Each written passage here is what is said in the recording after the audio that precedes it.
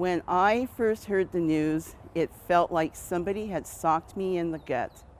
We had a lot of hopes for this new Pope, Pope Francis, being the first Pope of a person of the Americas, a person who actually understood our indigenous tribes and our indigenous histories.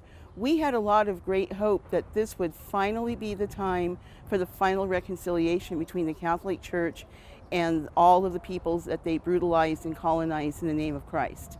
Those hopes were dashed.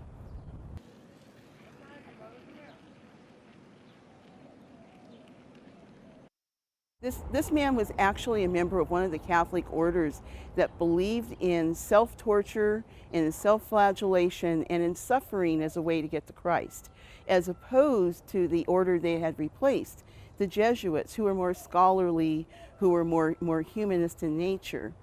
His idea of taming Indians was to lure them in with music, lure them in with song, and then capture them, separate the men from the women, even husbands and wives, keep them cooped up away from each other.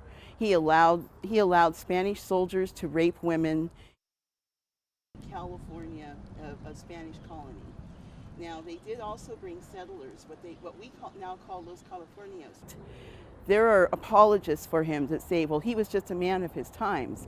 My answer to that is that saints have never been people of their times. They have transcended their times. They have bucked the system, bucked the status quo.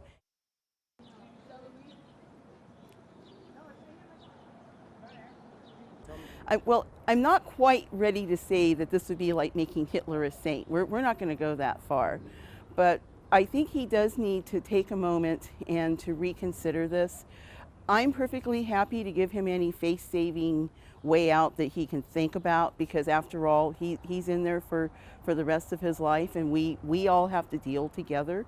But I think there's some way that he can come back and say, you know, I've reconsidered this, and I think there's a better candidate for sainthood than this person. San Miguel and Soledad. Our traditional homeland is from the town of Lucia on the Pacific coast. We consider it a miracle, and not a Catholic miracle, that any of us survived, much less kept our culture intact after they were done with us.